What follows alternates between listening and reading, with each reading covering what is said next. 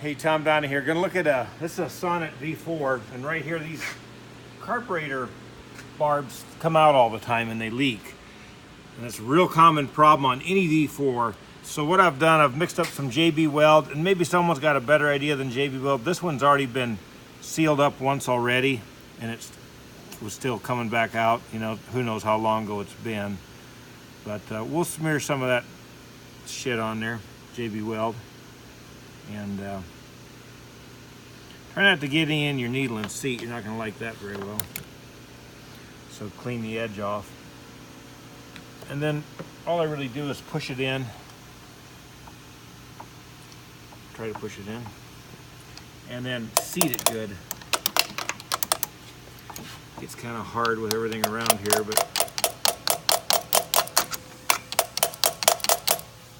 anyway, that's about all you got to do.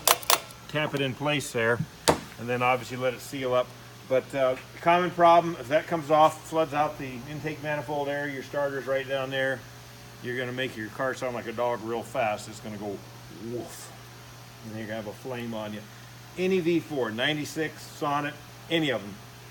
If you got a Mustang, the original Mustang, hey, it was a Ford V4 German-built engine. Just found that out the other day, things you didn't know. So that's all I got for today. This is Tom Donney, Fort Dodge, Iowa, Sturgis, South Dakota, signing off.